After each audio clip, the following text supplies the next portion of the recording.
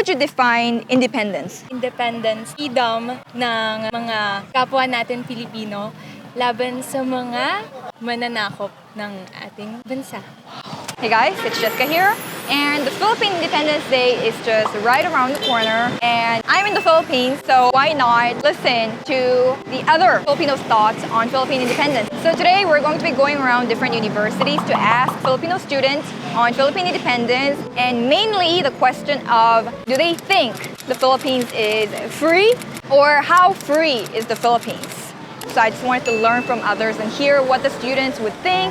I really want to have this kind of conversations with the students actually, so I'm really excited. So let's go ahead and interview different Filipino students.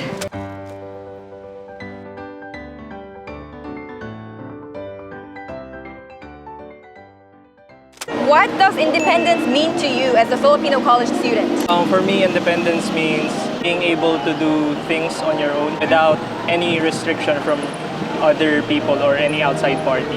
We are free to express ourselves. There are vast of people who will judge us, so we need to express ourselves without them judging us. The essence of being free. Independence is something you are freely to do something what you want. Malayang nakakapagsalita, nakakapag-aral. You can do things without limitation, without laws, without someone controlling you. We practice self-governance. Freedom ng mga kapwa natin Pilipino laban sa mga mananakop ng ating bansa. You have your full autonomy. You're also liberated and free from all constraints. Like for example, self-liberation. Hindi naman siya totally applicable lang sa Independence Day. In a national level, independence is more of having your own system, especially in the government, wherein we are free from the rules set by other countries and foreigners, and the rules that we follow are the ones that are based on the culture of the Filipinos here and not based on anywhere else. Na-express natin yung pagkakakilanlan ng Pilipinas para sa interest nating mga Pilipinos. Freedom from colonization, especially in the Philippines, since there are a lot of colonizers. Being free from that, even in the small details, is what true independence is. In your opinion, what are some key indicators or factors that determine whether a country is free and independent or not? Not the president are controlling the people, but people are controlling that organization or that place, really. Freedom to do things without any prohibitions.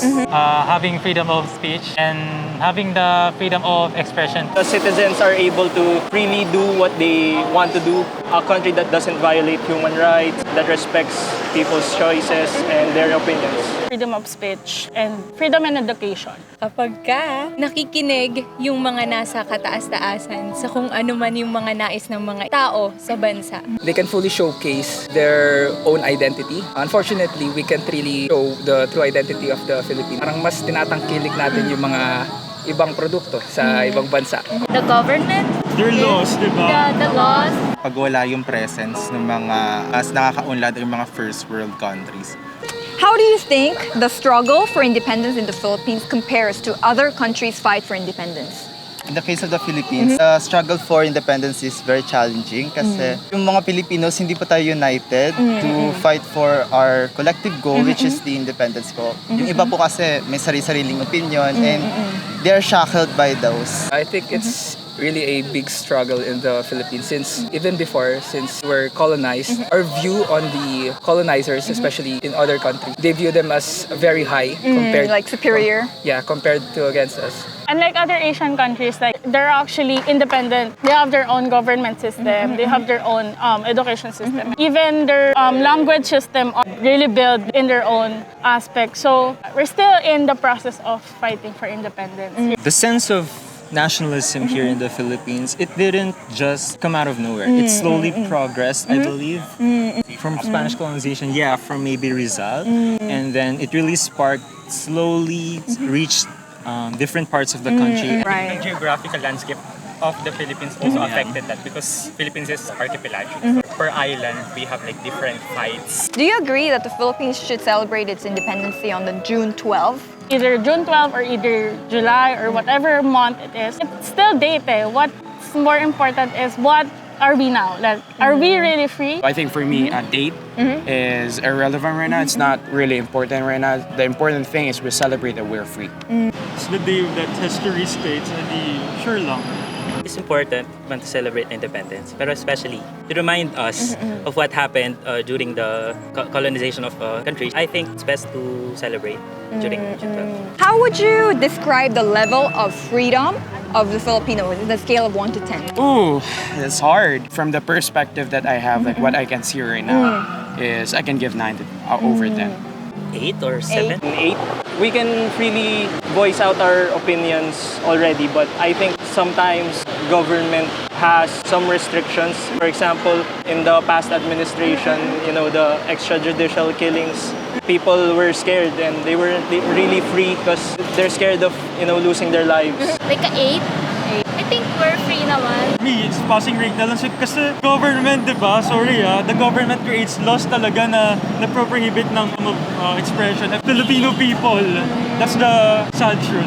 About 7 because I think we're still under colonial mindset, very westernized. I think the Philippines is a bit more free now, but yeah, they don't know how to properly use that freedom. It would be 8 for me, but the way we use it could be better. 5. Since we can actually speak what we want, but parang bitin. Very debatable.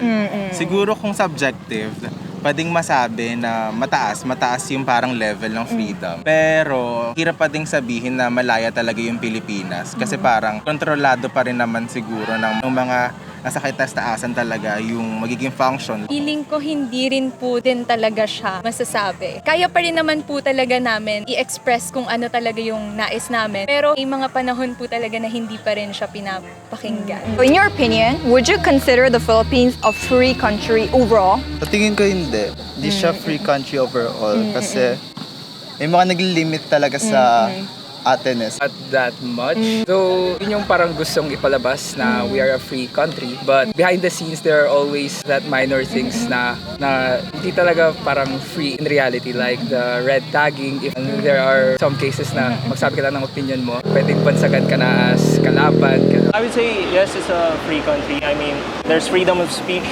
and I can also do what I want to do without other people really caring. I think, yeah, I can say that we're free because, like for me personally, living here in the Philippines for quite long now, I can do things that I want to do. Yeah, we are free right now. Kasi wala nang masyadong restrictions unlike ang panahon noon. I think yes. For me, yes. No, since not everyone can really voice out their opinions. And most importantly, looking at the economic system of the Philippines, we're not free because main enterprises here in the Philippines are not actually Filipino. It's not Filipino company.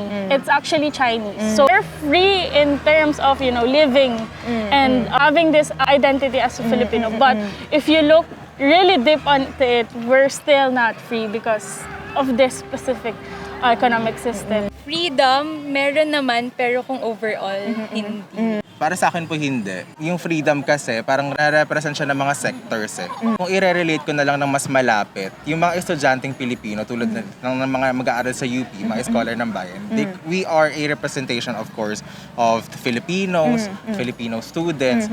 Siguro kung sa ganitong parang perspective, hindi ko masasabi na overall malaya yung Pilipinas kasi merong threat sa academic freedom. Merong red tagging, may mga ganoong klaseng mga conditions na kung saan sumusupil nga doon sa parang sa konsepto ng independence or freedom. Para sa akin, para masabi na overall malaya, kailangan meron munang pantay-pantay na pagtingin sa bawat sectors at perspectives. Alright guys, so I just talked with a bunch of students around UP and LaSalle. Sayang, we couldn't go to Ateneo. I feel like it would have been really interesting if we got more opinions. But anyway, I had so much fun just listening to people.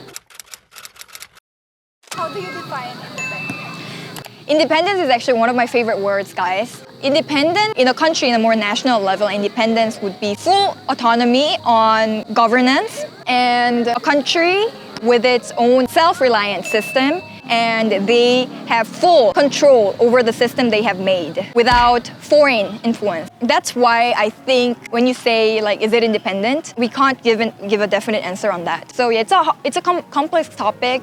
You know what? I really enjoyed listening to everyone's answers because they were really good, and I guess I was proud to see that like people really have an opinion about this. I'm just happy that we're talking about this. This has to be done, I guess, more often and even in a larger scale to really make a change.